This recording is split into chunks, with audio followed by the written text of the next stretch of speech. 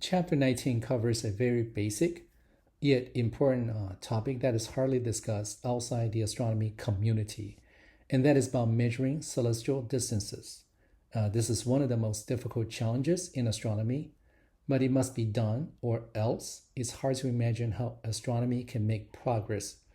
Basically, this is not about sensational discoveries like black holes, Big Bang, but about having the right basic information that astronomers must have in order to do work. Be reminded that astronomy is full of facts, and we are now well into the realm of stars. We're going to know a lot of facts about stars. In fact, materials are already minimized and many technical words expressions are removed. And again, we aim for big picture understanding.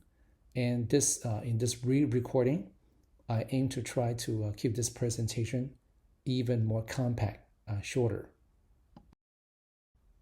So let's start out with the shortest distance scale within the solar system.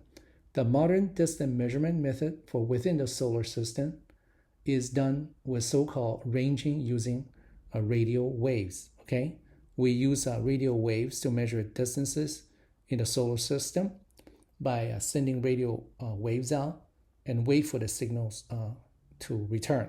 And of course, we know velocity is equal to distance divided by time, and distance is equal to speed of light times time. And so from this way, we can measure distances like to the moon, to Mars, and even, for example, the terrains on the face of the moon and so on.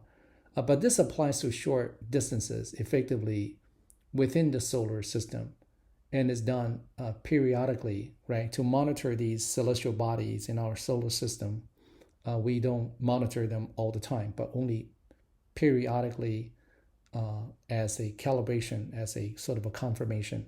We do not do measurement continuously and nonstop. It is just not necessary. And so-called ephemeris data are typically calculated using principles we know very well, namely Newton's laws, but calibrated and updated to maintain accuracy using radar ranging, okay? And there's also an update to this slide, and that is in recent decades, maybe one or two, we've been using laser or LiDAR as well. But of course, laser or LiDAR is not, cannot go as far as a radio wave. But the latest effort has been able to reach Mars. Okay, so it's an improving technology as well. Just to remind you, for solar system distances, it is convenient to use astronomical units AU, which is the average distance between Earth and the Sun, which is about 100 million kilometers. Is an approximate value. But to go farther in distance measurements, we need to have different techniques. Radar ranging is not going to go beyond the solar system. The most direct way to measure distances to nearby stars is with stellar parallax. In our context, nearby stars means within the nearby region to us in the Milky Way galaxy. And parallax is the apparent shift in position of a nearby object, a nearby star, against a background of more distant stars, okay? So if Earth is orbiting the Sun, then we shall see parallax, and this has been discussed in previous chapters. Astronomers measure stellar parallax by comparing observations of a nearby star made at 6 months apart. A nearby star will appear to shift against the background of a more distant stars because we're observing it from two different positions on Earth's orbit. Okay, so let's say in June, here in June, in this position, a star nearby will be observed to be in one position of the sky view, and so its position will be here, okay, here, and it will appear from our point of view, this star against the background star will look like this.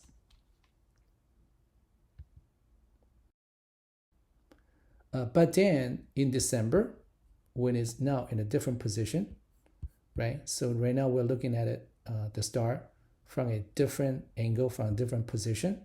And so now this nearby star is appearing here against the background stars, okay? So the nearby star is now observed from a different position. Hence, its relative positioning against the background stars is shifted, okay? And this is a stellar parallax.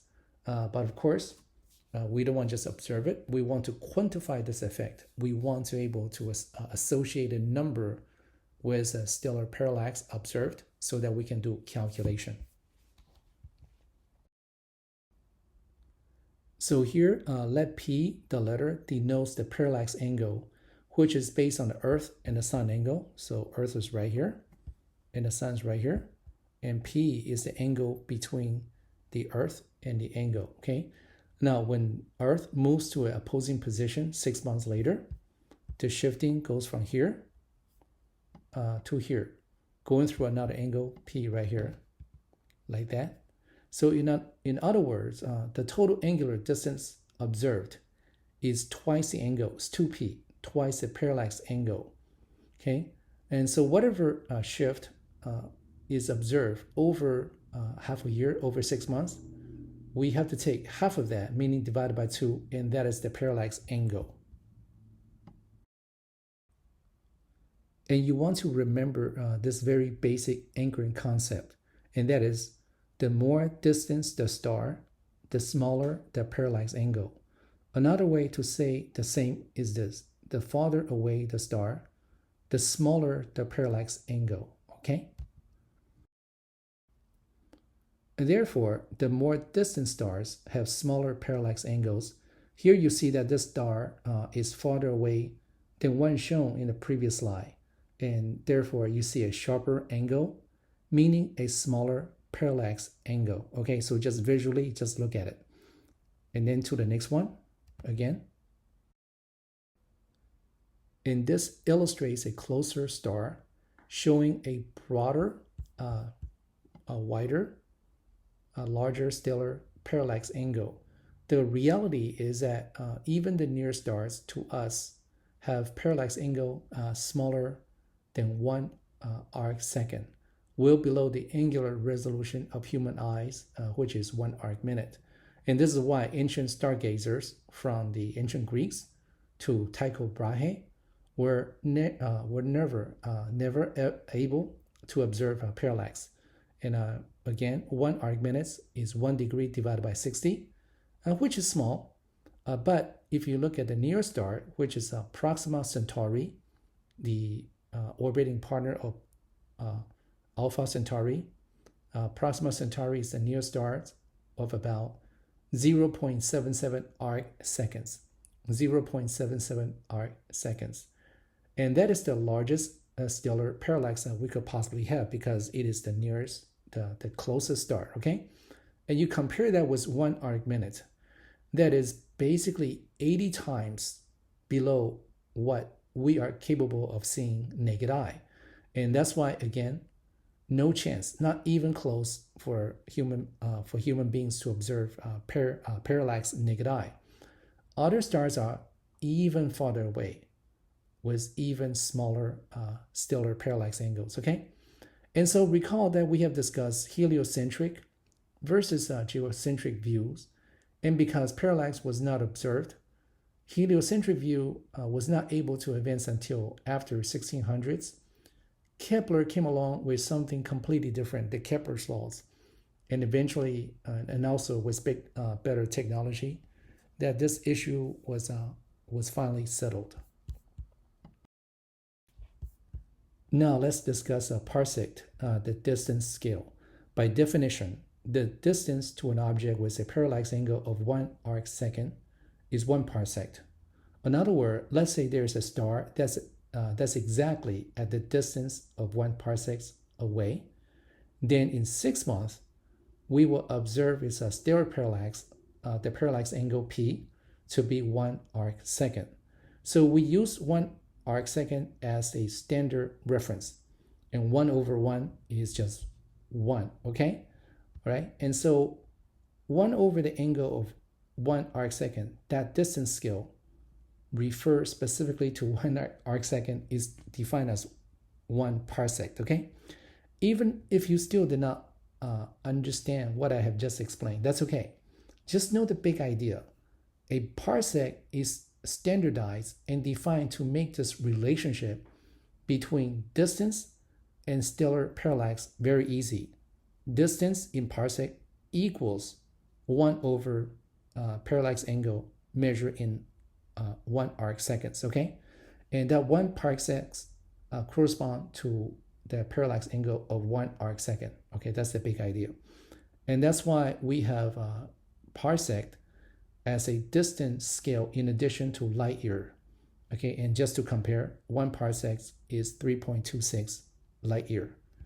And so, for example, if a star has a parallax angle of 0.5 arcsecond, then the distance is just 1 divided by 0.5 arcseconds, and that gives you 2. That means 2 parsecs.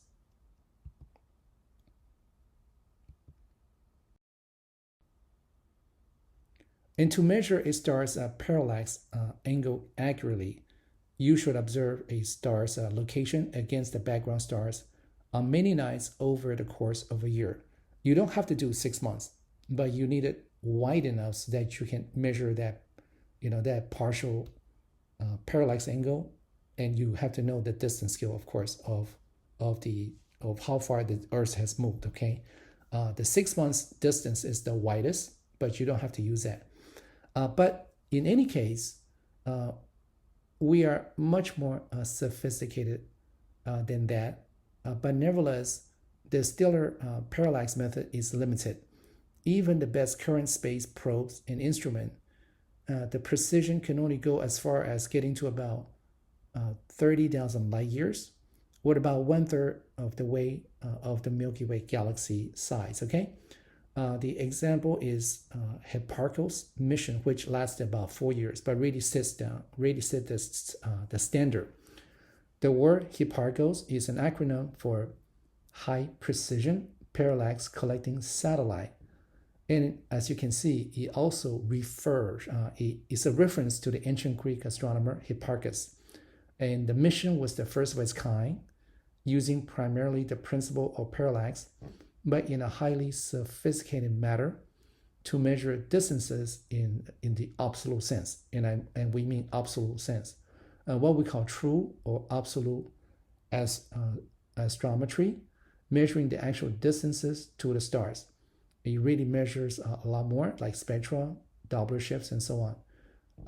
But the mission did not last too long, basically about 4 years. And later on was the Gaia mission, it's just a much better instrument, which is still going on right now. Okay, a question here to wake you up.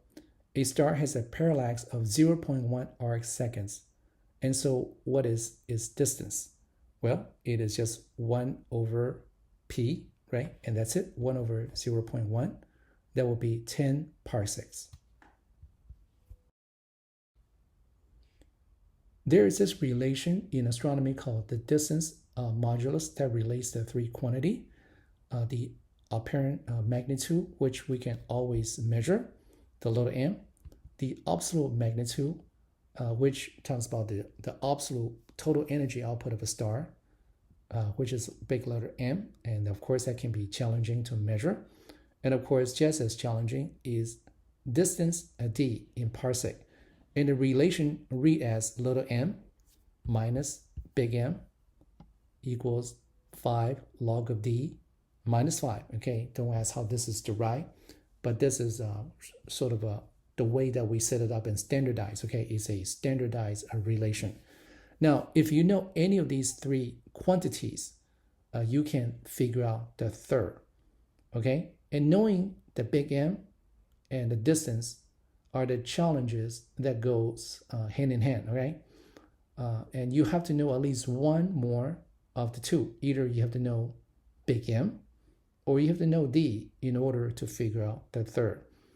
For example, for nearby stars, we can use stellar parallax measured by space probes to figure out distances. And from those, we can figure out absolute magnitude m's of stars. But for stars farther away, then the situation is of greater challenge. Okay.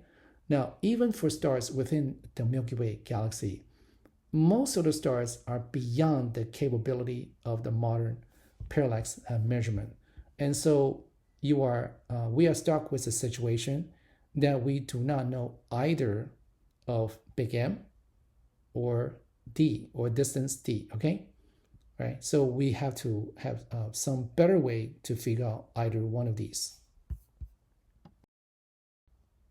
Okay, this slide is just to give you a little bit of review so that you don't get confused moving forward.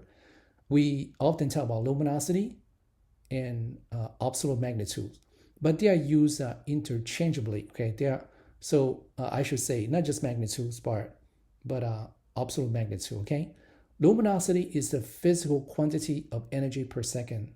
Okay, it is the scientific quantity measured in watts. Okay, example. Solar luminosity, which is the luminosity of the sun, is 3.828 times 10 to the 26 watt.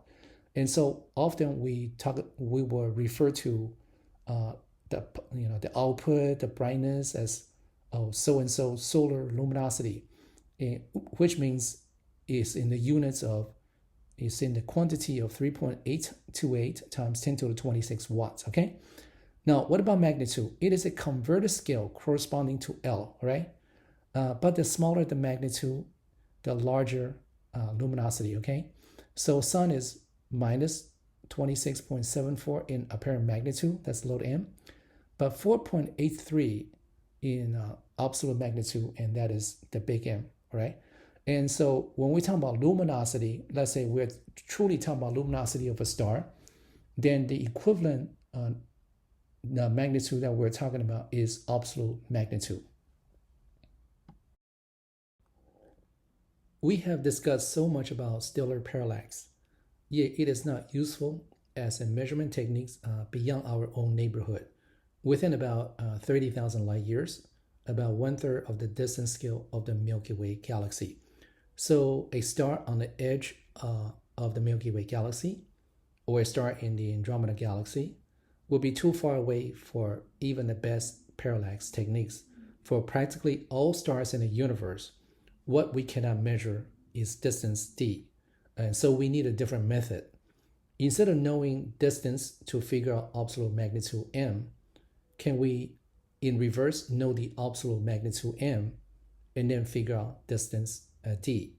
Okay, so the question is, how do we get at luminosity? Okay, and so, well, in astronomy, we have this concept called standard candle, which is a light source of known luminosity, literally similar to a manufacturer a light bulb of fixed wattage or luminance, okay, or lumens. And once we know a standard candles, then we know the luminosity of this particular type, no matter where it is, okay?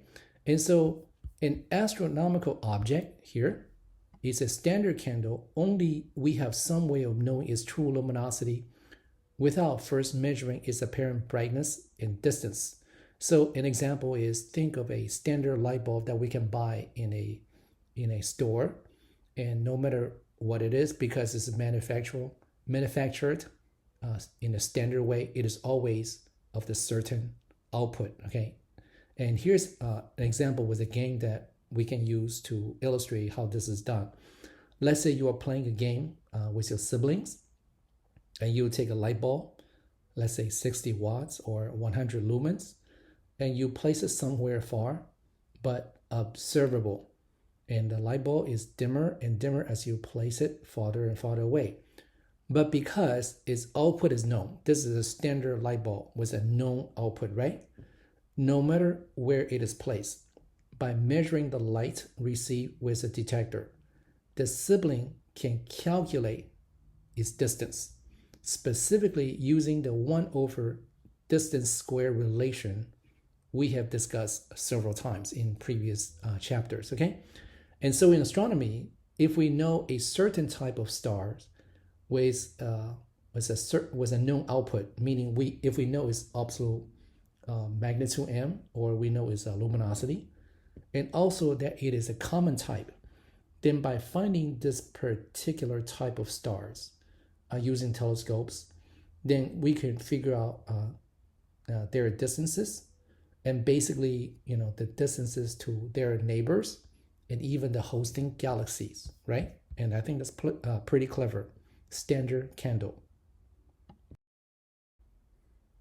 And so here you are looking at the first standard candle and the hallmark and the breakthrough of astronomy in early 1900s. And this cannot be overstated that this is very important. This is a Cepheid variable, a special type of variable stars that shows a regular periodic magnitude versus time pattern as shown in the slide. Now, we have said that modern astronomy began with the invention of telescopes in the 1600s because then people can do observations.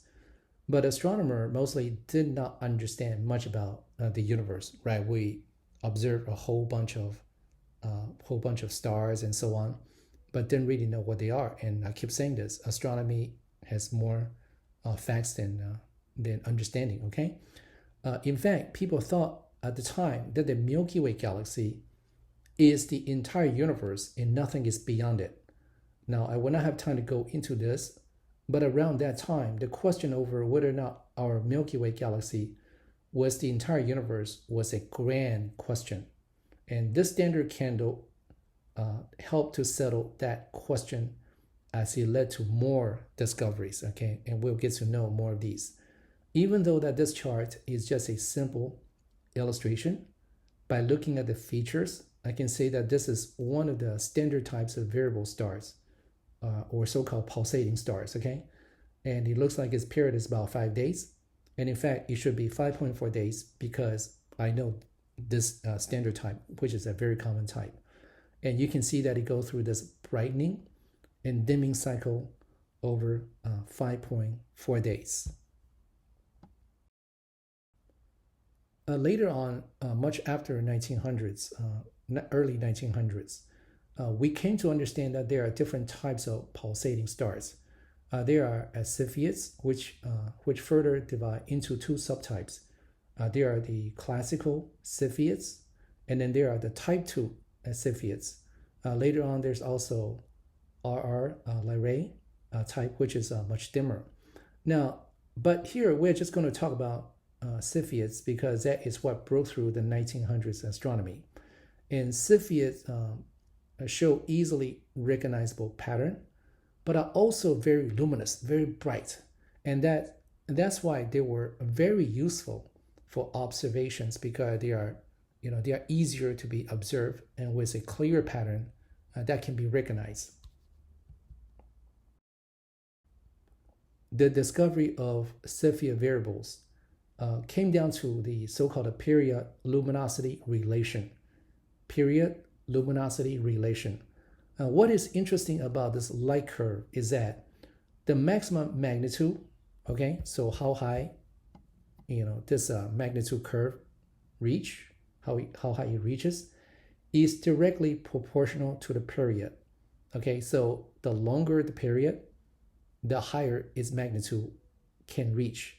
Now, it was a huge detective game of how astronomers figured this out, okay? And behind it is a very interesting history. But at the end, we know that the period and the luminosity of this variable star type is linearly related, and that's amazing, linearly related. Usually, we don't get this kind of a very simple, simple yet beautiful relation, so straightforward. And yet, the period luminosity relation is linear, okay? The longer the period, the greater the magnitude. And this was an amazing discovery made by, and this is a different story, made by a lady named Henrietta Leavitt. Okay, in 1912, she discovered this so-called the PL relation. Okay, the setting is late 1800s and early 1900s. And this, say 50 to 100 years, is the onset of another period of scientific revolution for physics, chemistry, biology, astronomy, and etc. And we are talking about some of the biggest names in history. Now we're talking about Darwin. Darwin passed away, in late 1800s, and then there of course there were Einstein and Hubble, and so in this period of late 1800s or 1900s, where you see a lot of these golden, sort of the golden eras of science sort of that emerges. Okay, I would say that the first 20 years of early 1900s is the golden years of science, and this unassuming lady, Henrietta Leavitt, is, in the background, quietly doing her work, yet laying down some of the most important foundations, okay? And do not forget that this is the 1900s. And I'm sure you heard about the suffragettes. And the interesting story is that she was a graduate of Radcliffe College, a women's college associated with Harvard. She was no doubt a very good astronomer, but being a lady, could not get a teaching post or a similar job, okay? And what happened was that Edward Charles Pickering, the director of Harvard College Observatory, hired many ladies, including Henrietta Leavitt, to analyze the data, okay? To analyze astronomical data. Again, keep in mind, this is the early 1900s. Now, why did Pickering hire so many ladies? Well, there's another interesting stories sort of telling that he just got fed up with the men worker, and I found that story hilarious. I don't know if that's true or not, but the fact that he hired many ladies, that's definitely true. And keep in mind, again, this is the early 1900s. There were no electronic computers. All were done by hand, okay? In fact, the ladies were apparently so efficient with manual computations and analyses that they were nicknamed the human computers, right? There are variations, the Harvard computers, the human computers, whatever. But anyway, computers, okay?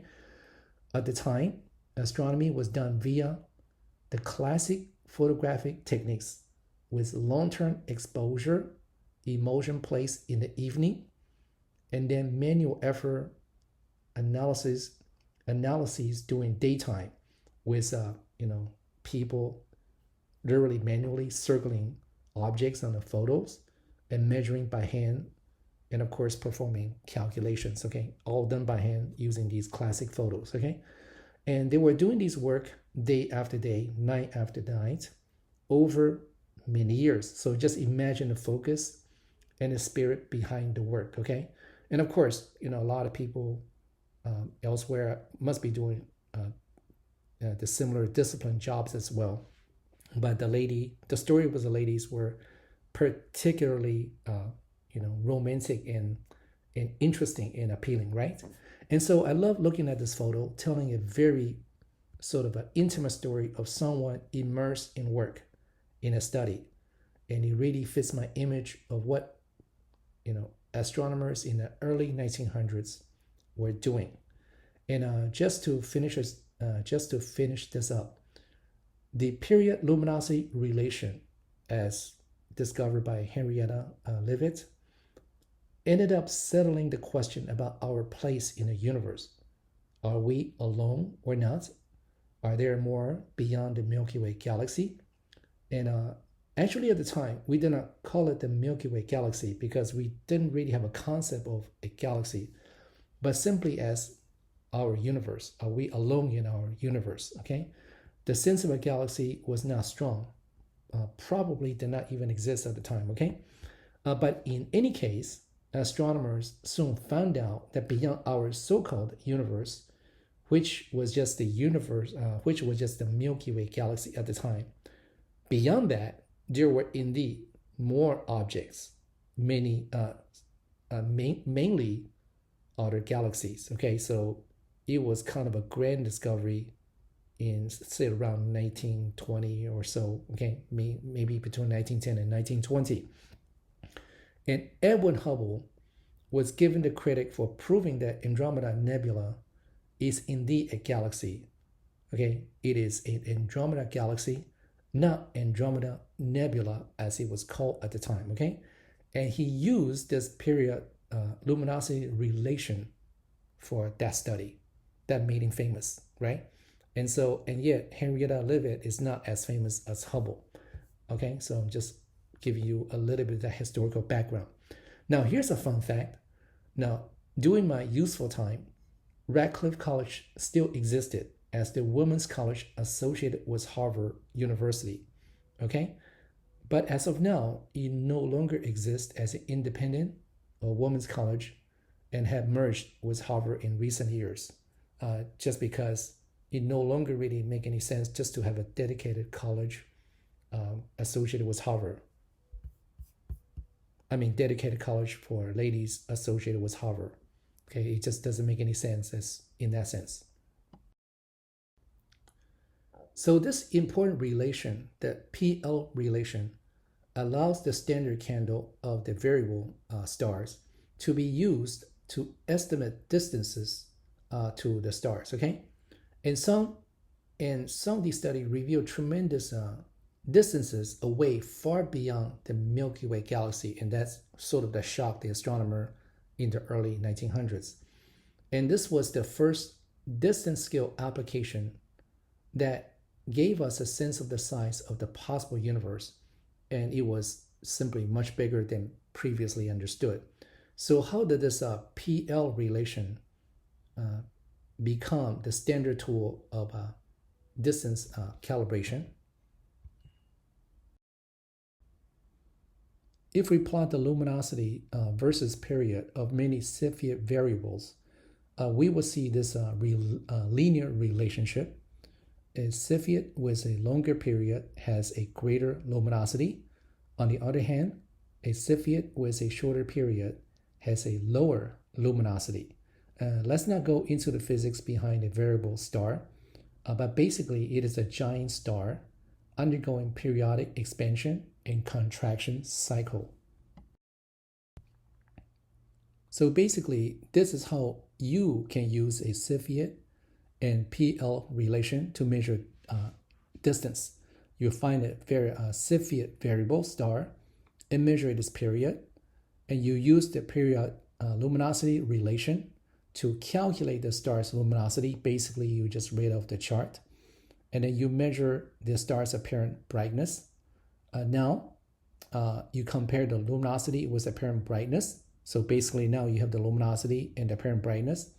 Then you can calculate the distance using the distance modulus. Okay, and so this is how we get distances to many stars. And also, more than just the star itself, effectively, typically a star is a part of a star cluster, and so effectively the distance to the entire clusters or even a galaxy that is hosting. Okay, now I want to contrast this with the nearby stars once again. For nearby stars, we use stellar parallax. Okay, we measure the distance first, and from that we determine absolute magnitude, which is the same as luminosity. But using Cepheids as standard candle gives us luminosities first. We determine that from the period luminosity relation. We get the luminosity, and from that, then we calculate the distance. So it's a reverse, okay? And still, it is very important to point out that parallax techniques for nearby stars is accurate, very accurate, whereas the PL relation is more or less a good approximation. But what we really want is getting distances in general. So if we want a distance to a star at the other end of the Milky Way galaxy, and that is not a pulsating star, but a main sequence star, it is not a standard candle, so its luminosity is not known. Then how would you know the distance to that main sequence star? Well, the general way is to refer to HR diagram to know its luminosity, okay? And from its spectral type, and that is measured, then the corresponding luminosity can be read off the HR diagram, and therefore its distance can be calculated using the distance modulus. And so let's repeat that again. If we know the spectral type of a star, then from the HR diagram, let's say we know the spectral type of a star that is here, right? Let's say that's here. And then we would know its luminosity. We can just read off the chart. And therefore, once we know the luminosity, then we can calculate the distance. Okay, and this is using the HR diagram as a reference. Okay, but for fun, let's point out a potential circular logic situation here, and that is in order to build up an HR diagram of stars, the absolute magnitudes or luminosities are needed, which requires knowing one of magnitude, absolute magnitudes, or distance. Okay, in the first place.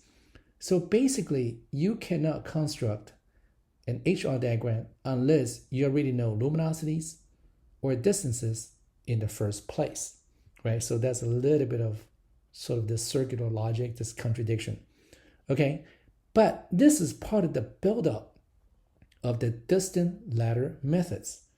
What we have done is to construct an HR diagram of the nearby stars, which we know because we can use parallax, okay? Again, using parallax for nearby stars. So for the nearby stars, we can use parallax to measure distances. And then from the distances, we can construct an HR diagram for the nearby star, right? Like a representative one, okay? And the distances measured by parallax are accurate on the level of the instrument performance. For as long as the measuring instruments are accurate, then the distances are accurate. And that's because stellar parallax is strictly and simply based on geometry, okay? Relying on no assumptions or physical models or nothing like that. Measuring parallax is effectively like measuring distances directly, okay? And for this reason, the distances measured using parallax are the gold standard, okay? So they're very good. And there are enough nearby stars around, and over 1 billion stars have been sampled by parallax, which is enough, definitely, right, to build up a nearby star HR diagram, which we can use. And so the nearby star anchored the distance ladder methods, okay, for more distant stars. To repeat, the distances to nearby stars are accurately measured using parallax, and from these distances, luminosities are calculated from distance modulus, and thus a very good HR diagram can be built up for the nearby stars. It will contain main sequence stars, giant stars, white dwarf, etc. All spectral types are accurately represented for as long as they can be found. And the nearby stars serve as the benchmarks for more distant stars, okay? So for a more distant stars, for example, in Andromeda galaxy, we can measure its spectrum and know it's a spectral type, okay? And then using the HR diagram we have built up on a nearby star, we will know the luminosity corresponding to the specific spectral type. And so now we're going the other way now. So for a distant star, we know its spectral type. We measure its spectral type. And then, okay, let's say here, right? And then we will read off its luminosity, okay? And so, for example, let's say we measure the spectra of a very distant star in a different galaxy and determine that its spectral type is G2. And this is like our sun, a G2 type. So this distant star's luminosity is 1 solar luminosity.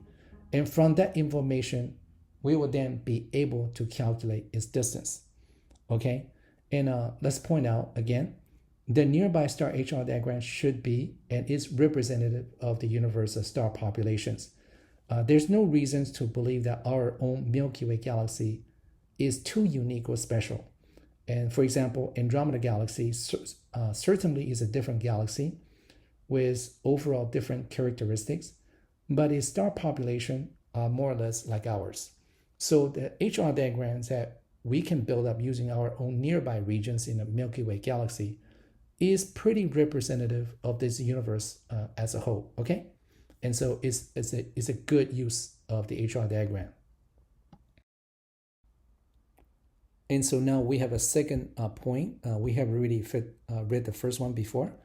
Distant ladder is a step-by-step construction, actually more of a patchwork of distance scales from the very near to the very far using various astronomical relations, okay? Some astronomers dedicate their life to this grinding work. And so again, how do we get distances from spectral types that we can measure? Well, it is by referring to the HR diagram. By looking at the spectrum of a star, we know that if it's a main sequence or a giant or any type of star on the HR diagram, and the spectrum can tell us the temperature, and then we can use the HR diagram to look at the luminosity, right? So let's say again, we found a spectral type, and we know it is, for example, white dwarf of a B class, like say right here, and then we can know its luminosity, say right here at this point, okay? And so once we have the luminosity, then we can calculate the distance using the distance modulus. And this, again, an important component of the distant ladder methods, which is painfully but steadily progressing. And nowadays, I must say that the distant ladder methods is pretty good. The technology and all the hard work have now progressed these distant ladder method enough so that we are quite confident, we feel comfortable with the distance that we've been measuring. Here's a simple chart showing the rough idea of different methods. Once again, parallax anchors the distance measurements because distance measured here are based on geometry, and it is therefore the gold standard. We trust it very well. And then there's the RR Lyra star out to about 300,000 light years. This is another type of variable stars. It's a standard candle, but it's dimmer. And that's why it doesn't go out as far, only to about 300,000 light years. Okay, not enough to go beyond the Milky Way galaxy too much. And then there's the HR diagram and the spectral type measurement out to 1.2 million light years. Basically also probably not enough to go to, say, Andromeda galaxy. This is where Cepheid stars, the standard candle, right? Remember, this is one that settled the question about our place in the universe because it is the brightest type out to 60 million light years, and this thus can go far beyond, for example, Andromeda galaxy, okay? And so I want to point out historically, and that astronomer actually did not measure Cepheid's entire correctly, mixing up many types, okay? Leading to erroneous estimate of the scale of the universe around, say, 1912, 1915, and underestimated it by as much as by 50%. But it was nevertheless a huge distance scale large enough to lead to the correct conclusion that there's really much more beyond our own universe, our own galaxy, our own Milky Way galaxy. Later on, with better understanding and better technology, a more correct scale was estimated, okay?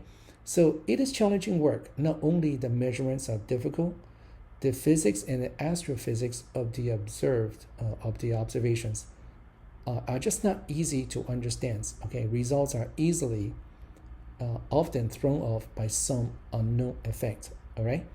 And one fun fact, there is a legacy theater play called The Silent Sky, centering on the lady astronomer Henrietta Leavitt, okay? Now you can find the play presented by small productions in various places at different times. The theater play is a romanticized version of the actual story, featuring even a romance between Henrietta and a fictional character, Peter Shaw. and just to give the story a little bit more flavor, okay? And I'm pretty sure the real story is a little bit more boring than that from the human side. It is definitely exciting from the astronomy side, okay? But from the human side, in terms of romance and all that, it's probably not that exciting. The real story is probably not that exciting. Now, and just for fun again, the last time I had an opportunity here in DC to watch the play because it was being produced and tickets were bought, and once again it was interfered with because the pandemic came and I had to cancel everything. And so I had been wanting to watch this place for over 20 years, and always for some reasons I couldn't, okay? So this adds to another one. So I'm waiting for the next opportunity. I hope that I can watch this place, watch this theater plays before I die, okay? But anyway, back to the topics. We see that Cepheid's star goes about 60 million light years, but it is not enough. We need to go farther, okay? We need to go farther, and we can. And we will talk about this methods in a few weeks. To end this chapter, let's present a little bit of perspective and some wisdom.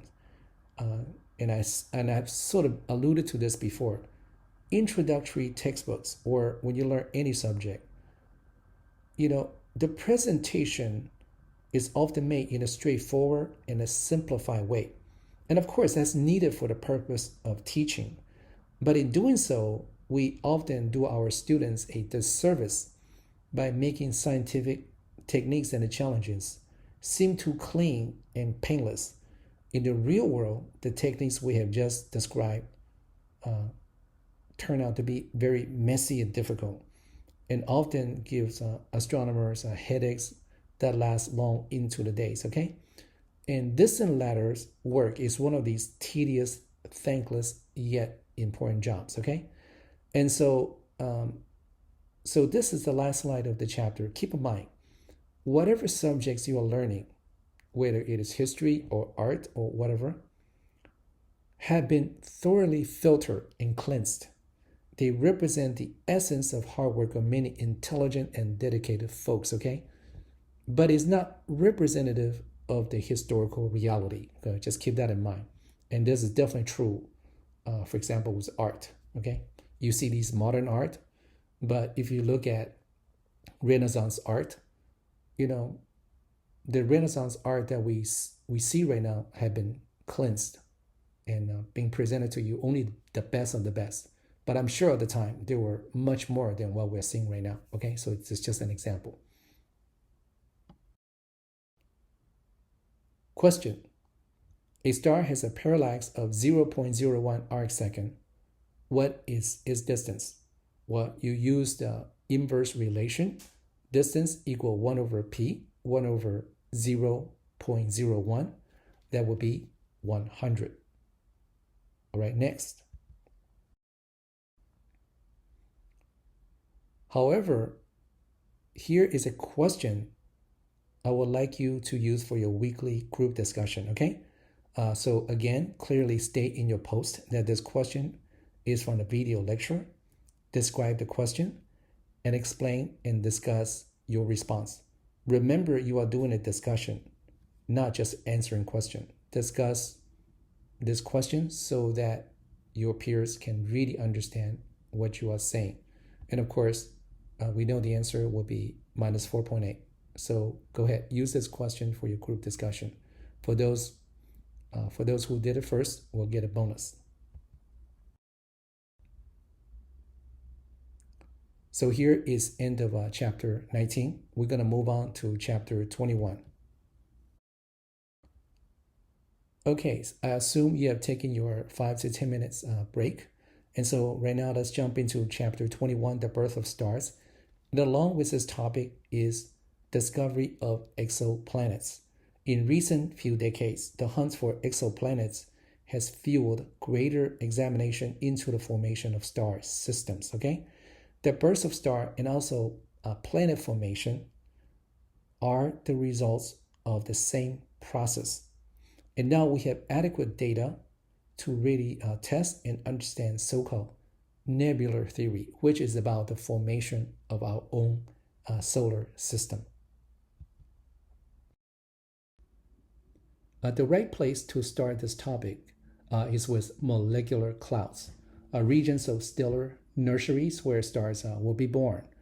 And within the clouds are cold, dense regions with typical masses of 50 to 500 times the mass of the suns, okay? And they are vast regions of primarily molecular hydrogen, also dust, which are carbons, silicates, and ice particles, and also traces of other more complex molecules. And the extent is easily 100s of light years in space, okay? And often we think of space as empty, but it's not exactly true. This slide shows an interesting example of a cloud as filaments stretching very, very long. And here, dense means maybe 100 to 10,000 particles per centimeter cube.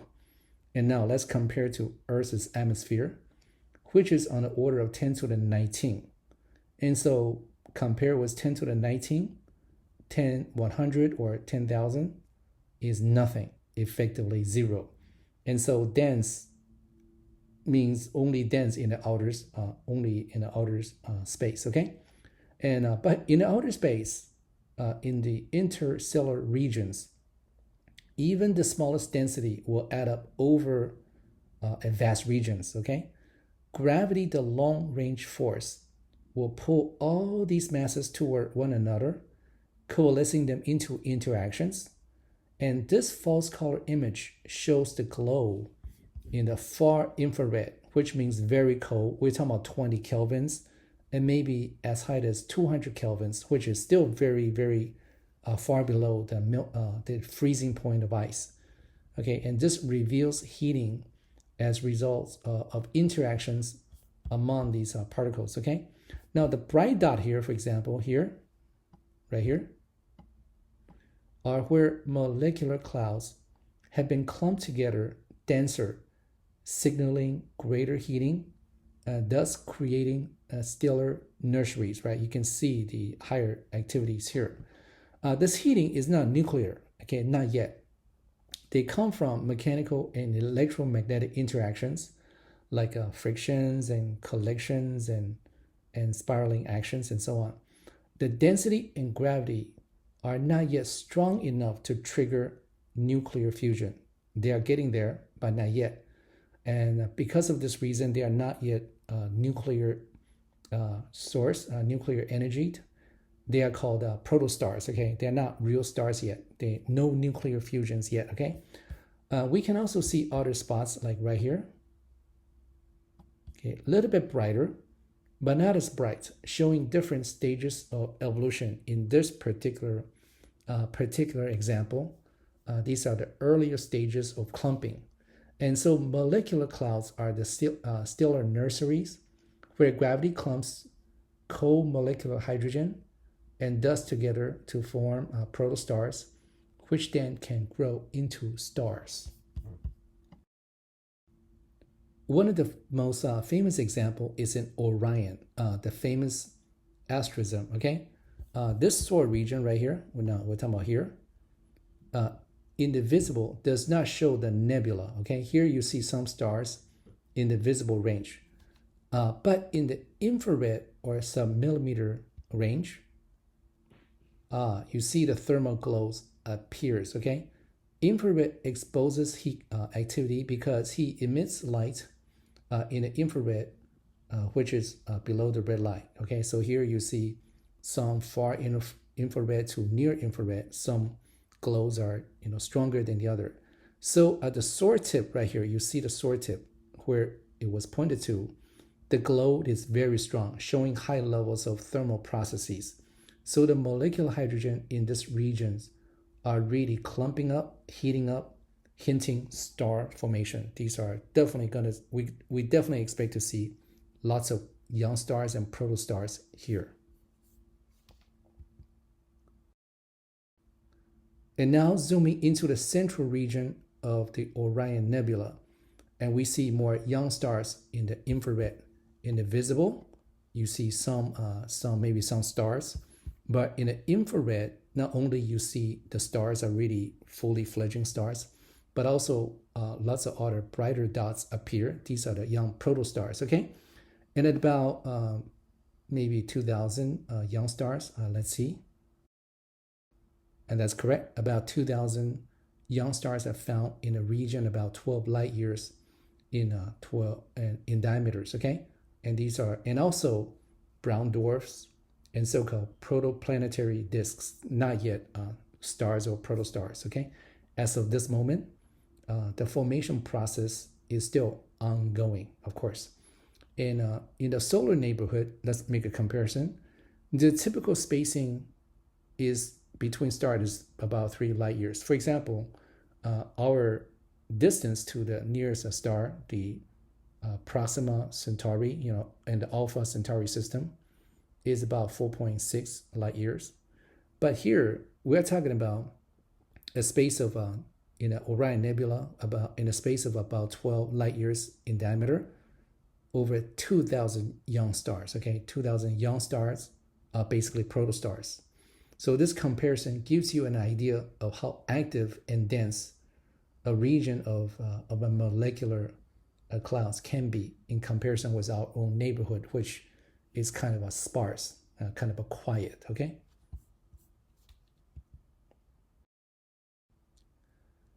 And so star formation is the process of gravity pulling together hydrogen molecules and various trace gases over vast regions and clump them into smaller, denser regions.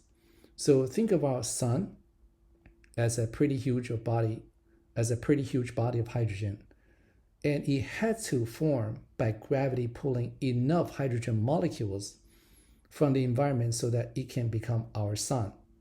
And because molecular clouds are not that dense, so gravity must be pulling hydrogen across vast region, okay? It really, you have to accumulate so much hydrogen, so the region has to be far and wide to have enough of them to build up a star. Now we're talking about a region of several light years wide, which is easily many thousands of times larger if you compare that with the distance between Sun and Pluto. So again, think of a distance between Sun and Pluto, and we think that's pretty far. But the region in which these hydrogens are being pulled together to form our solar system that we know of, the central solar system and the sun, is easily thousands of times larger, okay? And of course, the process had to take a long time, okay? So this gives you a sense of the size of the molecular clouds, okay? And it has said, and it is said to be a battle. It is said to be a battle between gravity and pressure, and gravity needs to win in order to pull these things together. But I will say, in reality, gravity always wins. Gravity always wins. And here we said pressure because as particles are being pulled together, heating mechanisms intensify. More friction, more electromagnetic interaction, more kinetic energy, and so on. And so the thermal activity, these things are much more active and dynamic now, more collisions and so on. The so-called thermal pressure will resist the crunch of gravity. Okay, this is what we mean by pressure. So basically, objects just do not fall and clump in straight lines, but there's many, detailed processes that are going on to resist this compacting. And so this is why it is said to be a balance between gravity and pressure. But over time and slowly, gravity will win and pull more and more particles together and tighter. It is a matter of time, regardless of how long. Here is an illustration of evolutionary tracks.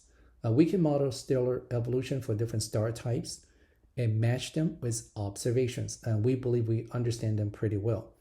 And here I will just explain the track of sun-like stars here, right? The sun is about right here. Okay, right here. right here. I will just explain this particular class. Basically, it starts out with co-molecular hydrogen coalescing into a spherical region, resulting in heating and increasing temperature. The tracks moves left over time, right? So it goes this way. So you can see that it has a drop, but generally it moves to higher temperature as expected.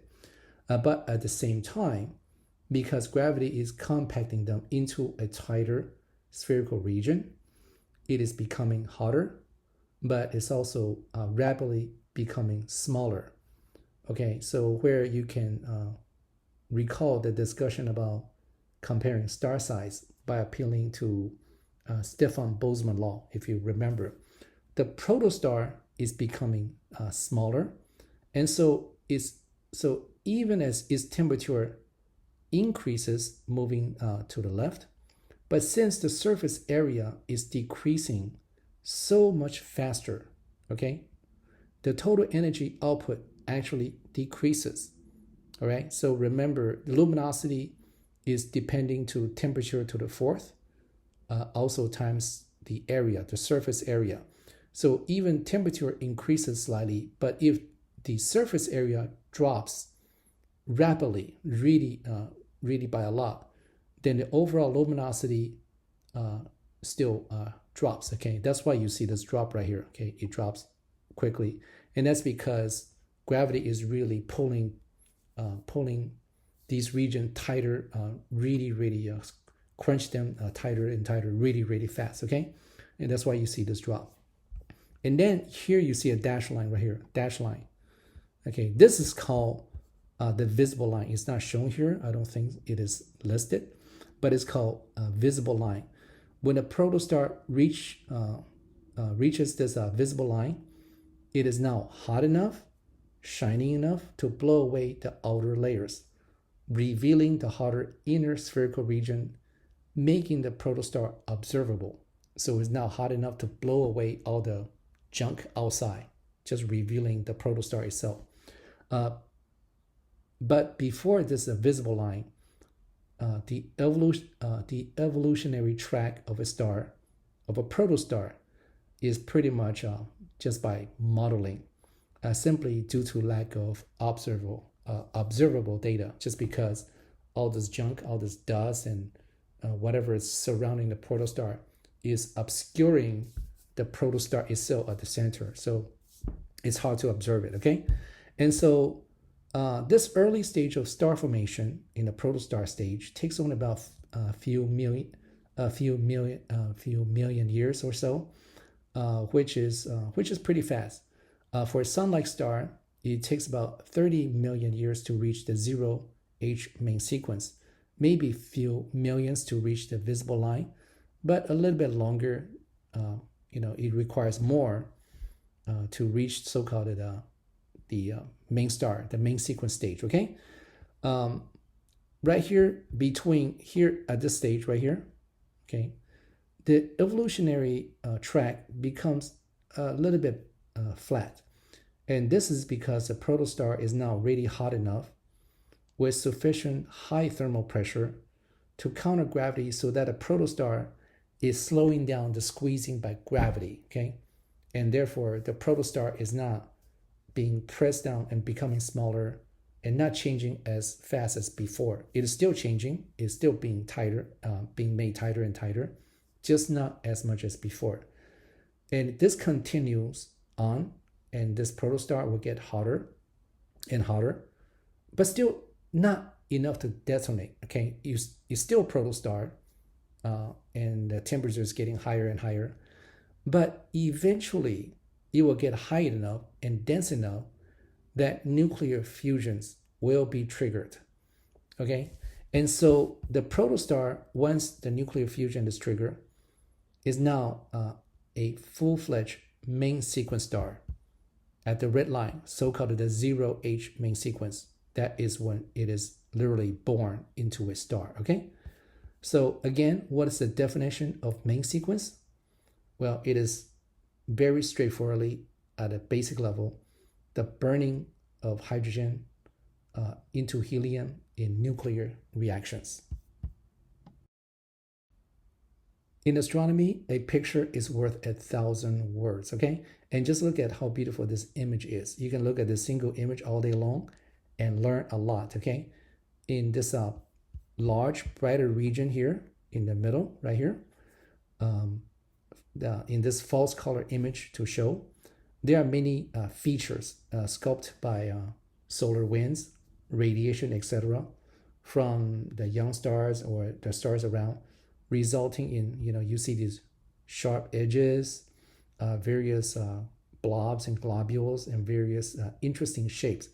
And definitely that's because there's really lots of activity taking places, right, in a little bit on a random side, and really creating interesting features in this cloud, in this region, okay? Now, this is definitely a stellar nursery. And in, say, many million years from now, many real young stars will be born, will be there to be observed, okay? But right now, definitely just by looking at the clouds, this is, you can see that the process is ongoing. Now, what else can I tell you? Yes, think of our own Milky Way galaxy. Most of our galaxy is not molecularly dense, meaning comparatively, there are not a lot of free molecular hydrogen, okay? And hence, we will not witness much star formation. There are some in some places under different conditions, but for most parts, Milky Way galaxy is not as active in that sense, okay? And this is because our neighborhood it is quite old, and I hope to tell you more about it later. At least it is a sort of a middle-aged neighborhood. Yeah, and I should clarify it again. For example, our solar neighborhood is quite old, and therefore you're not going to see a lot of star formation. You're not even going to see a lot of molecular hydrogen in between, say, for example, between us and Alpha Centauri, right? You won't see that. Certainly in other regions, you could possibly see molecular clouds and so on. But in a lot of places in the Milky Way galaxy, because it's old, you're not going to see star formation everywhere. Yeah, that's the way to say it. You won't see star formations everywhere. You will see it in selective places. The next topic is about exoplanets, which originally, many years ago, I thought this to be a bit strange for this chapter to go from star formation into exoplanets. But I guess it makes some sense. This is not how I learned it when I was young, because exoplanet were not a topic many years ago, right? So that tells you my age. Exoplanet and all the hunting techniques are relatively new and still developing, okay? What is important without doubt is that exoplanets are now an integral part of stellar formation theory that astronomers and astrophysicists must deal with. Now, planets and central stars are formed in the same process, born into a solar system. And so the knowledge from exoplanets definitely adds a new dimension to our understanding of how stars form. So let's take our sun as an example. The so-called nebular theory, which we will briefly discuss later, explains the formation of the solar system. And this topic we have completely skipped for this course. But it's very straightforwardly a process of gravity pulling hydrogen together slowly. The region collapses into a large disk called a protoplanetary disk with a central core forming the protostar. Over time, various objects solidifies. The protostar turns into a star, along with formation of planets in the outer rings, okay? All in the disk, all in the planetary disk. And that's why you see the solar system planets more or less stay in the same plane, all right? But this discovery of exoplanets raised more question about the detailed mechanism of star and planet formation. Not on stars, because we understand that quite well, but on the planets, since the formation of these much smaller bodies are greatly affected by the details. They are much more sensitive to the detail, of course. They are just much smaller bodies, and their formation process is more secondary and tertiary process, so it's much more sensitive. Okay, and stars are huge, and then we can make approximation, which are very, very good approximation, and understand this huge star really well. But even a little differences in the detail can greatly change the outcome of planets, right? So it's a much more sensitive aspect of the star formation, and that's why exoplanets data are very important to really nail down the detail of the star formation processes, so-called the nebular theory, right? It's not that it's wrong or right. It's just that it's good to know, to have some data finally, to be able to add into some details. But again, details are always unknowing, isn't it? And it makes life harder. Okay. So exoplanets are orbits around other stars. So how do we detect them? Our Milky Way galaxy has over 200 billion stars. Even if only a small fraction of these stars have planets, our galaxy would be bursting with planets. We're talking about easily trillions, right? Think about that, trillion planets. It is believed that planetary systems are natural consequences of the process of star formation, and we believe that, okay? And therefore, planets should not be rare at all. In fact, this is where planet hunters, starting from the 1990s, they really believed in this and started planet hunting, and they were right.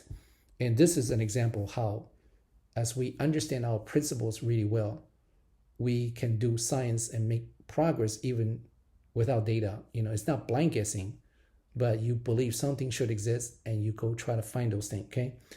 But it wasn't until perhaps late 1990 that we're really becoming good at finding these planets. And the simple reason is because detecting exoplanets is difficult because they are small and they don't shine, right? It's very, very, very simple, right?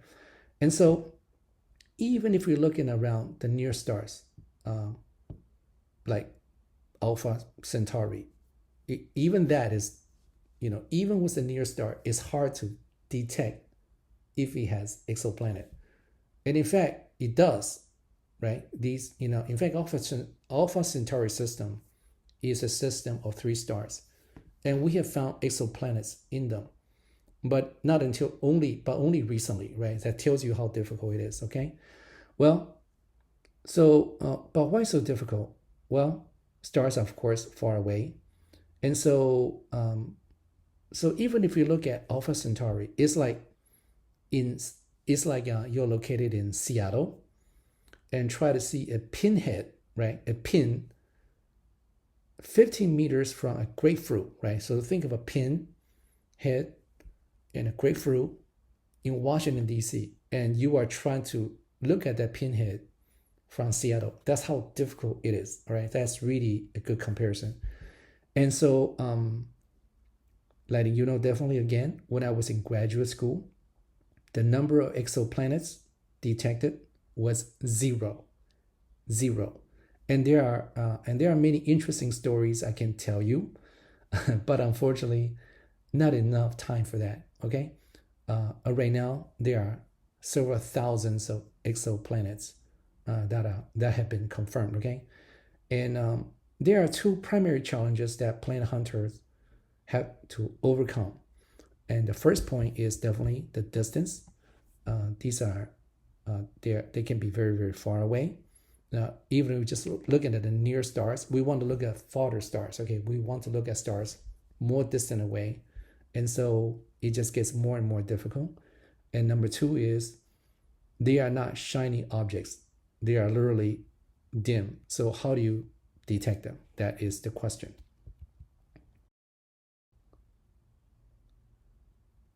Well, the most direct indirect detection, right? The most obvious way is to appeal to gravity, because the orbital period of the star and planet is the same, right? And if you remember, that's Newton's third law of action and equal reaction. whatever the force is imparting upon the planet is imparting the same force but in opposite direction to the sun, right? To the star. It's just that the star is massive, and therefore the disturbances on it is going to show up in much lesser magnitude. But still, it is there. And if the planet is large enough, like Jupiter affecting on the sun, then you can see the disturbed motion of the sun. And this is the indirect detection using period. Now, using the gravity, okay? For example, studying is periodicity of the motion. Now, personally, I've never studied this field, but it's a wonderful example how scientists anticipated some result by strong understanding of the science behind it, and then make breakthroughs with hard work and ingenuity and basic science. In this case, for example, understanding basic gravity and then detecting the periodic motion, okay? And so we're going to go through a few methods. Remember, in previous chapters, we talked about binary stars. Because most of the star system in the universe are binary, two stars.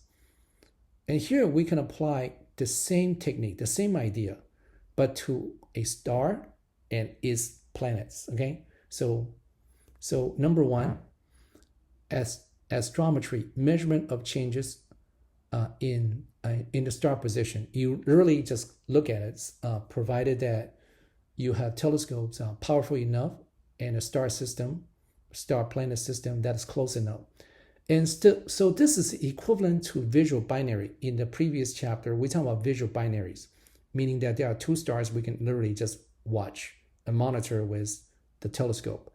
Here is really what we call it maybe a fun way to say this is a visual star planet system, okay? But we call this astrometry, okay? Astrometry simply means measurement of positions and distances. That's what astrometry mean in general. And so the first technique is simply, if we can see it with a telescope, and just measure its position directly. That's really simple as that. The number two is radial velocity method, or the Doppler method, measurements of the change in the star's velocity. Okay, we cannot see the planets, but as I said before, gravity from the planet can affect the central star, and therefore the star will show disturbances, these periodic motion and so on. And if you recall, from the binary star system, right, equivalent to that is what we call the spectroscopic binary. Okay, remember we talked about that before. And so here so we apply to the star planet system, we call this the radial velocity method, but it's equivalent to the star binary using the spectroscopic binary detection methods. Okay, now the third way is the transit method, measurement of the star's light when a planet moves in front of a star. Again, before we talk about the binary system of stars, and this is equivalent to eclipsing binary when one star moves in front of the other. Okay, so you simply measure the light curve over time. Now, in this example, when we talk about a star and a planet, it is the planet moving in front of the star. So the planet is eclipsing the star, and this is called the transit method. This is equivalent, again, to the eclipsing binary of the binary star system methods, okay?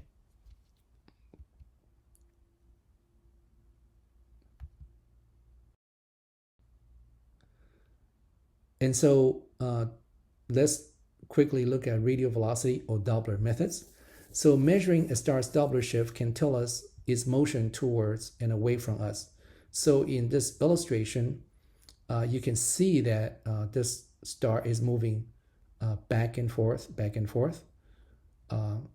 and you don't see the planet because, of course, the planet is small and dim.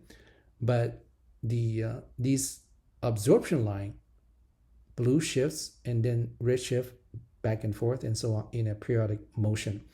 But of course, this illustration really exaggerates the motion.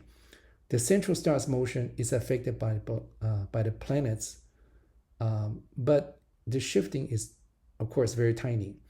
And also, again, we do not see the planets. They are too small and too dim. The caveat is that the motion has to be in the radial direction, okay?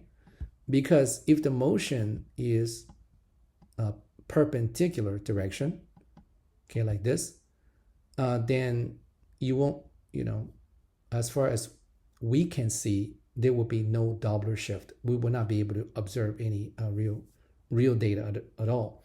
And of course, it is entirely possible that the motion is at an angle.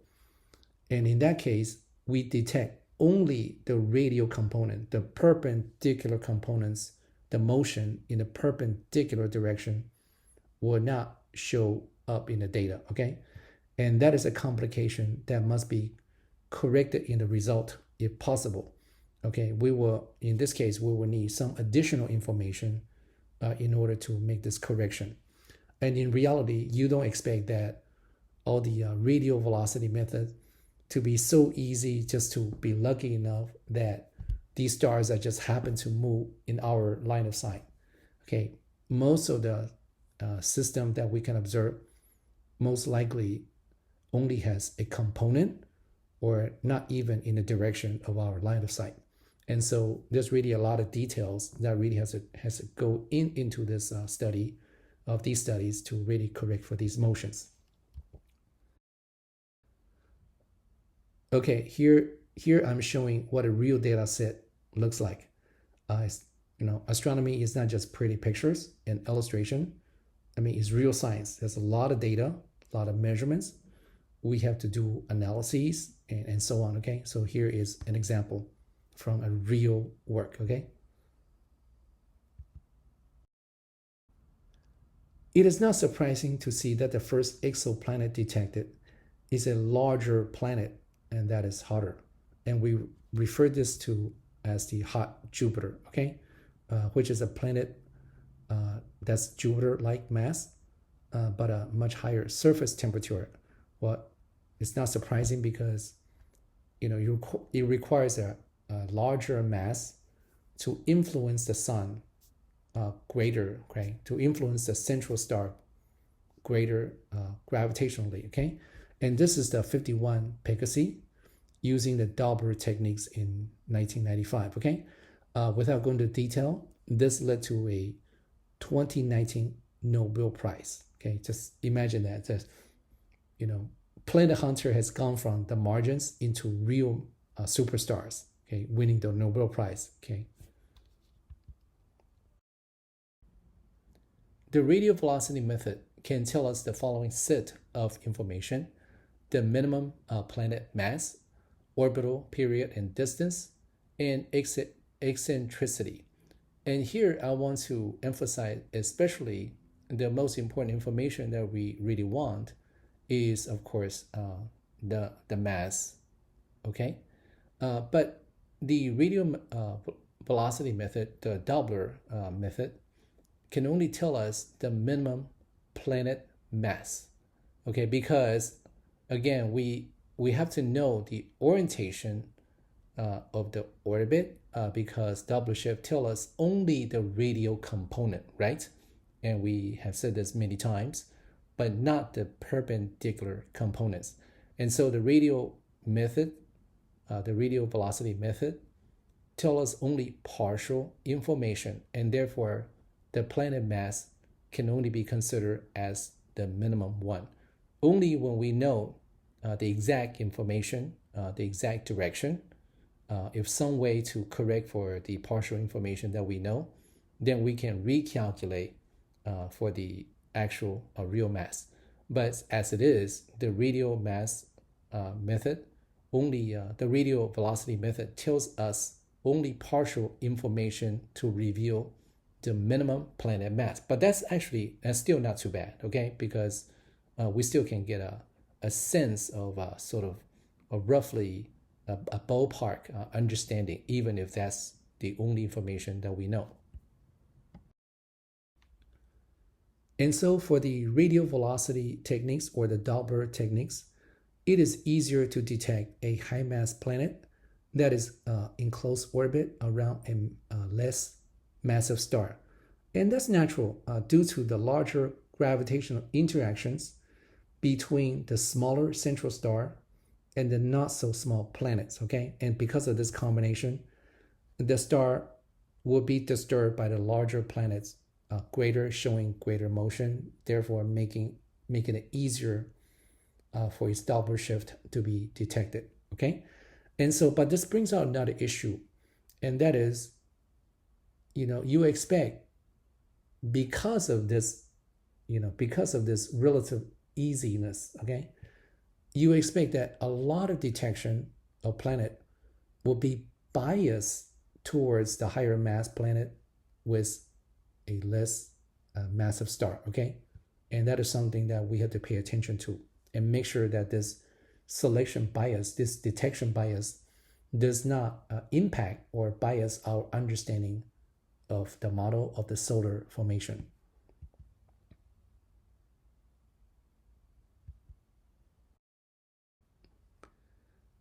Okay, so this is a group discussion question for you for this chapter. Again, you know the drill now. Describe this question from the lecture video and discuss your answer. In fact, explain all 4 positions and what will be observed, not just for position 1. Okay, explain all of it. And of course, we know the answer. It would be A. Just look at the question. I won't tell you why. It's for you to discuss. Okay, now we're going to talk about the brightness detection or the transit methods. A transit is when a planet crosses in front of a star, resulting in an eclipse, reducing the star's apparent brightness, and tell us about the planet's radius, okay? Now, this is the same idea as the eclipsing binary when we talk about binary stars, but here we're talking about one star and one planet, okay? But this is exactly the same situation as our sun and the transit of Mercury or Venus, okay? Right? We often talk about transit of Mercury or Venus because from Earth we can sometimes see Mercury, strolling in front of the sun, right? But now I'm going to make it an even better example. Imagine some alien species from far away, right? That alien observer is more likely to observe our big Jupiter crossing in front of the sun rather than Mercury, because Mercury will be too small for the alien astronomer far away. But possibly with Jupiter, okay? So that's what happens. So this alien astronomer, under the right condition, can possibly see Jupiter transit in front of our sun, okay? And so if a star system is lined up so that we can see it edge on, meaning that, is playing in such a way that the planet would be in our line of sight as well when it crosses this central star, then we can observe the transit, the events, and look at its light curve like this.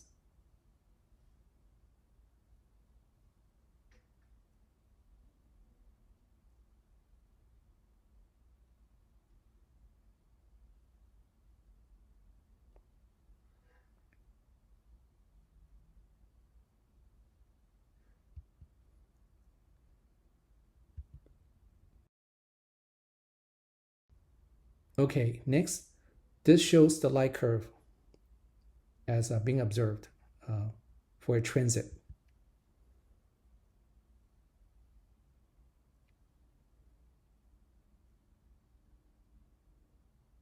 And let's show that one more time.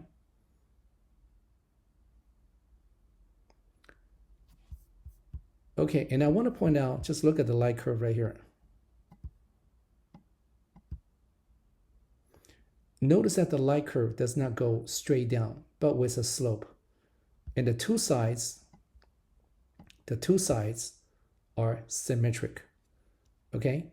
And this is because the light curve reflects the fact that the planet is moving into the star's, okay, surface, right, over time, and therefore takes a little time to completely go in front of the star, right? That's why this light curve right here has a slope like that, all right? And this slope, therefore, tells you the radius of the planet. We have done this also in the eclipsing binary when we talked about the binary star systems.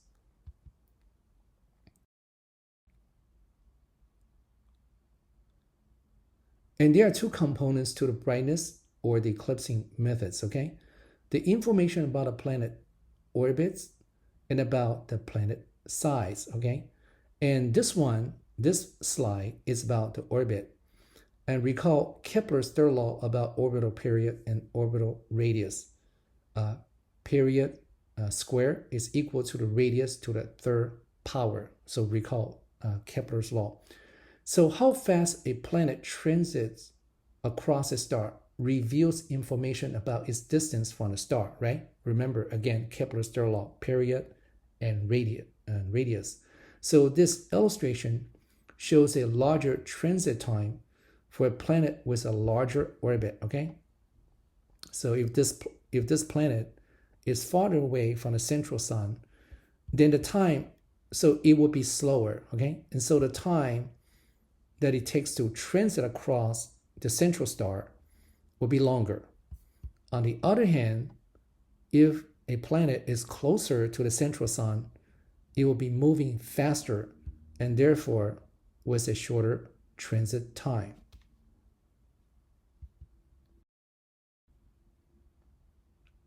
So far, pretty straightforward, right? This is not difficult.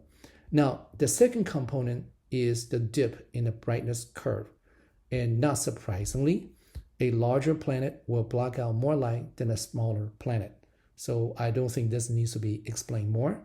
A larger planet simply has a larger surface, therefore blocking out more light, right? It's straightforward as that.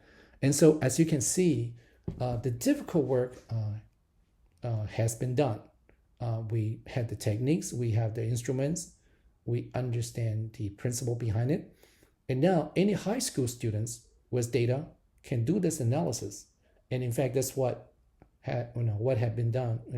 This is what is being done in many projects, right? High school student doing summer project with professors, and they analyze these data. Okay. Now I wish I had this opportunity, but that was before my time. Okay. I'm sorry. It's after my time. I was before this time.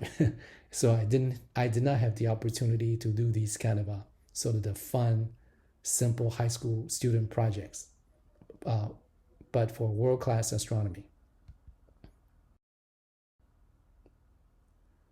Now, of course, the transit method is best suited for finding Earth-like planets. And Earth-like planets is on a small size to influence the central star gravitationally, and it just does not have enough. And therefore, the Doppler techniques of detection of star motion is not well suited. It's still difficult.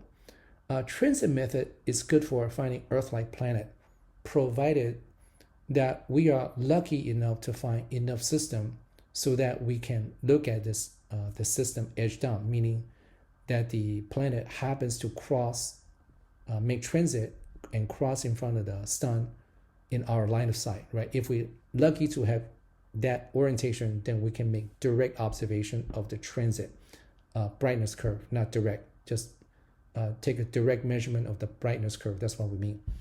But of course, just to be clear, the transit method is good in any situation where we can observe a transit.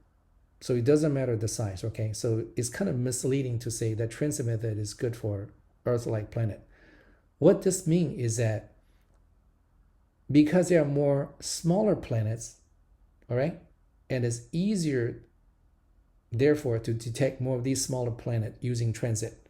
We can certainly see transits of larger planets, but just by statistics, just by numbers, we will find more smaller planets using the transit method. Okay, just by sheer number. That's all. Okay, it's not that somehow the larger planets do not make transit. Okay, that's just not the case. It's simply a game of numbers. Okay. And we can certainly observe massive planets making transit if they're just that massive planets are just not as common, right? So that's all. That's all. It's simply a question of statistics. Okay, here, this is also a weekly group discussion questions. Now, we have done this for eclipsing binary star system. The application here to a system of star and a planet is exactly the same, okay? In fact, each of the 4 letters tells you some information. So explain and discuss in your weekly group discussion if you like these questions. If you pick this question, then discuss at least 2 letters, and that will be your 2 questions of the week, okay? But I think if you pick this question, you might as well discuss all 4 letters, okay? So just do that. And make sure you clearly state the question. Clarify that this single lecture question is equivalent to the 2 questions for the week. And this is so that I myself do not get confused when I grade your discussion posts. NASA's Kepler mission was launched in 2008 to look for transiting planets, and it was the first of its kind looking for exoplanet using space probes. Okay, before that, planet hunters were doing it using ground-based telescopes and so on. It did not operate too long, and went out of whack after a few years, and it was repurposed for different missions. Okay, and it was designed to measure, 0.008% decline in brightness, right? Which means that it can detect very small changes. Okay, when an Earth mass planet eclipses a sun-like star, so it's actually a pretty good instrument. And before its retirement, it detected many candidates, and as of today, these archives has confirmed exoplanets about 2,600. And this number keeps changing but not by much. Maybe increased by a few every now and then. Okay, but on the order of 2,600.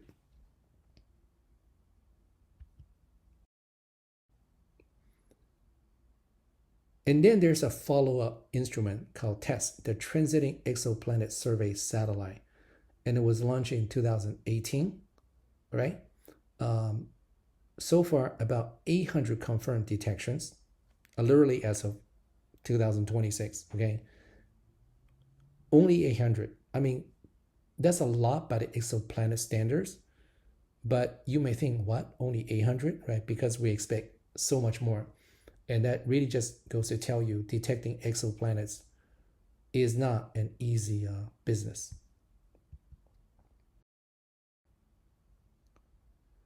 And of course, we are interested in various properties of exoplanets like orbital period, distance, and shape. This is what we call the geometrical, closer to the geometrical properties. And then, of course, the physical properties like planet size, mass, and density. And then we are, of course, very interested in the atmospheric properties as well. And what we can, and specifically for the atmospheric properties, such as oxygen, nitrogen, water, carbon dioxide, methanes.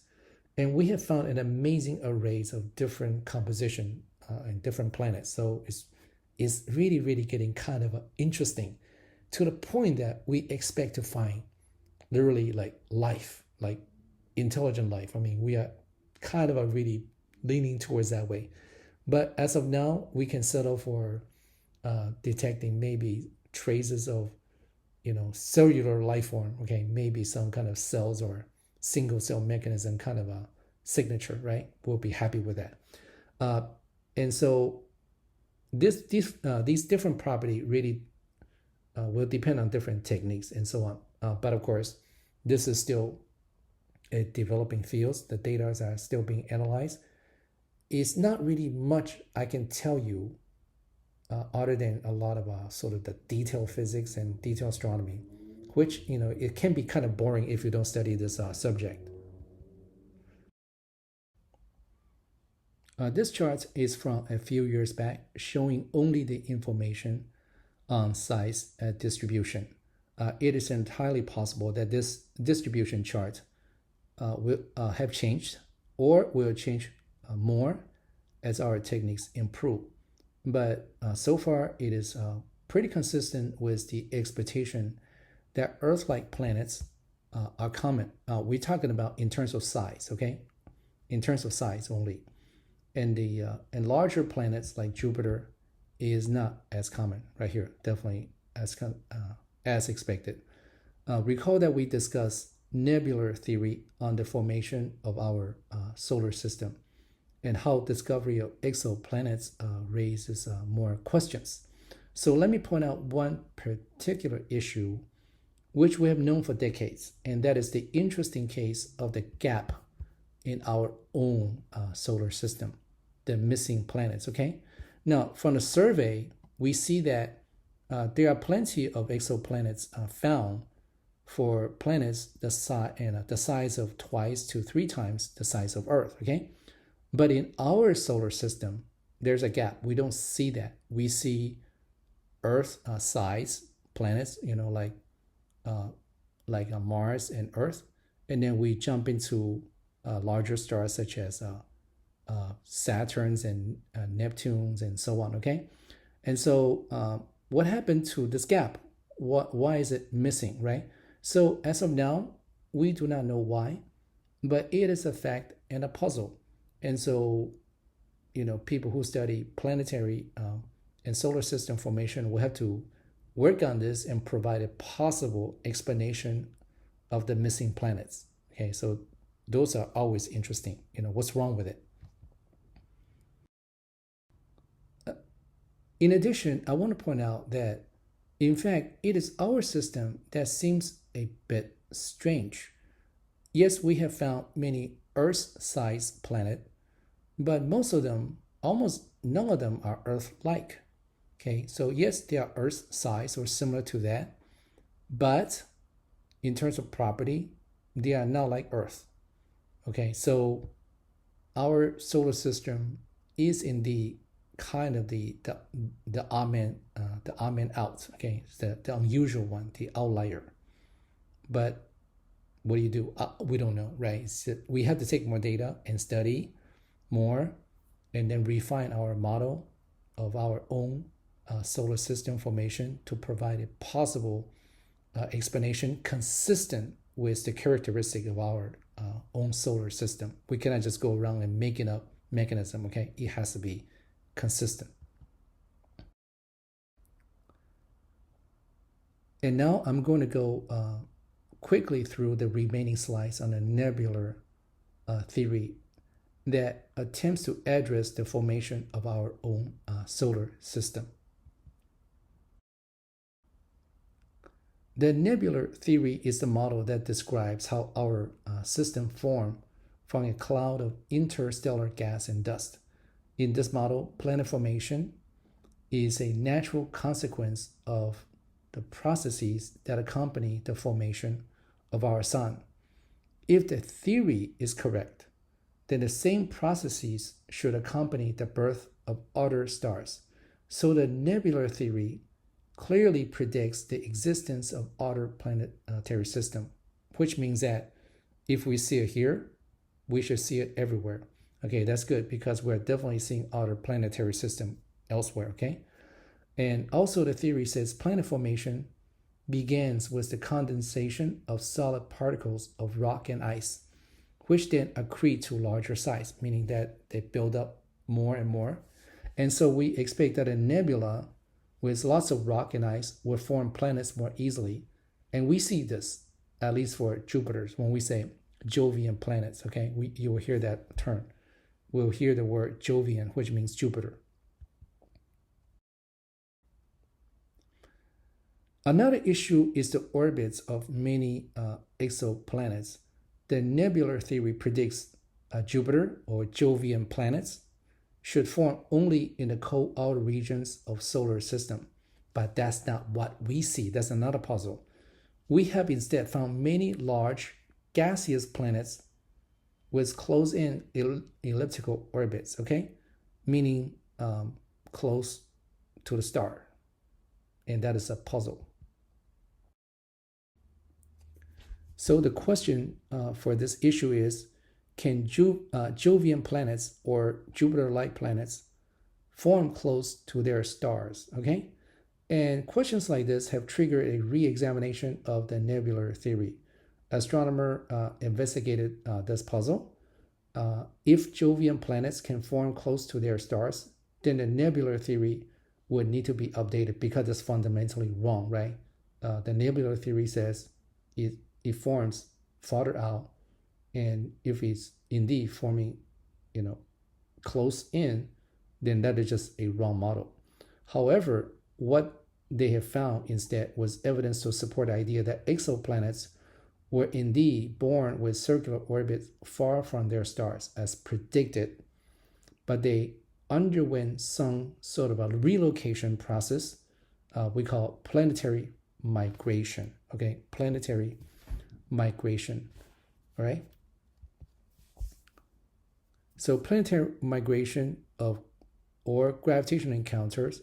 A gravitational encounter is another way, which is maybe another massive planet disturbs its path and gravitationally forces some planets out of its comfort zone and move into closer orbits, okay? So either planetary migration or disturbances may explain so-called these hot Jupiters, all right? And so far, no compelling reason have been found to discard the basic theory, the nebular theory. Instead, scientists suspect that the hot Jupiters were indeed born with circular orbits far from their central star, and that those now have a close-in or eccentric orbit, underwent a planetary migration, or ended where they are because of gravitational encounters with other massive objects. So basically, the idea is the theory isn't wrong, and in fact, is consistent. It's just that there are some kind of additional follow-up, some additional processes resulting in making the outcome looking a little bit different, okay? And that's very common in science, okay? Just keep that in mind. There are many attempts in trying to explain planetary migration, but as far as I know, there's not a single one that is mainstream, one that everyone just go, yeah, this one looks like it's a real good explanation. I can only tell you it is indeed a difficult model to come up with to be convincing. Okay, so far it is still in the, I would say, in a trial and error stage. Okay, but I can tell you another fact that's more interesting, and that is not only you see planetary migration in a solar system, but when you talk about a galaxy, stars around a galaxy also migrate outward. And so this object migration is actually seems quite common. It seems a common phenomenon. And till today, we don't really fully understand what causes migration, either planetary migration in a solar system or a star migration in a galactic system. Okay, till today, that's models are being built.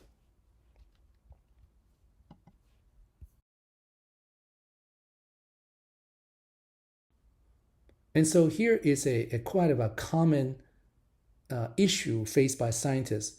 When your model don't exactly match the observations, what do you do? Well, in this case, we don't need to completely rethink the nebular theory. It's not that the nebular theory is inconsistent or wrong. It's just that it is very likely there's just some additional effects afterward or in the middle or in the details that we need to add in or tweaks, or that's all. The nebular theory, in my opinion, also is fundamentally correct, and it may just need some details. That's all. Most likely the details is in the afterward, such as after formation, what happens to the planet. That's not really part of the nebular theory, because the nebular theory is about the formation processes, but the migration, for example, migration explanation is not really part of that, right? It's really what happens afterward. And so, so it depends on your perspective. And this happens a lot in science. Sometimes you see some effect that's not consistent with what's expected. And then later on, people discover or come up with a better explanation that, oh, it's because of this effect. And often that's how Nobel Prizes are awarded, okay? So this happens a lot. But needless to say, nebular theory is definitely not only was incomplete, it is still incomplete. Even directly, there's a much wider variety of star system arrangement than we had originally expected. And that's not surprising, okay? Because before we don't have any data on planets other than our own. So we often joked, say in 1980, people who studied planet has only one data point, and that's our solar system. And what can you do with one data point? There's nothing you can do, all right, except doing some sort of guessing. Sure, something can be done, but without more data, really, it's hard to make progress, right? But exoplanets change that. Right now, we have data. Now we can actually begin to tweak and refine models and so on, okay? And so nebular theory, to say that nebular theory is incomplete, in my opinion, is, again, I said this before, is not a correct characterization. I would simply say that there's now more to build up better nebular theory, to improve it. That's the way I would say it. Okay, so in the remaining slides, we're just showing you some fun example. This is a exoplanet 55 Canary E, twice the size of the Earth, but much denser, and that's because it is largely carbon. Now that's interesting. What will cause it? Okay. Anyway, next. And this one is TRES 4. Was the largest exoplanet discovered, and it was just almost twice, basically 1.7 times the size of Jupiter, almost twice the size of Jupiter. Okay, but extremely low density, and it was said as a puffy planet. It was kind of fun. But update, many years later, many much larger exoplanet has since been found, and I can tell you, huge exoplanet. We're talking about 7 times the size of Jupiter, or 10 times huge. I mean, on the level of brown dwarf, except these are still gaseous planets, so not heavy in mass, but at least larger in size. Okay, so another one of these philosophical questions at this point: does this mean our solar system is unique? And what does it say about the possibility of finding life in the universe? Now, as human beings, we cannot help but to inject us human beings into the center of any question. Are we this? Are we that? We are very human-centric, okay? Just us human beings. Okay, another example. I won't go into that anymore.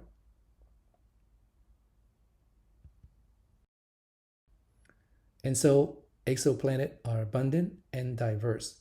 Thousands of exoplanets have been discovered, and more will be confirmed as well. And so in another, I would say 10 to 20 years, with more and more samples and data points, I think nebular theory, and specifically star formation, along with planet formations, would become a pretty strong science. At this point, star formation is good, but planet formation is is on the tentative side. But I think that, like anything else, is bound to change. Okay, so this is end of chapter 21.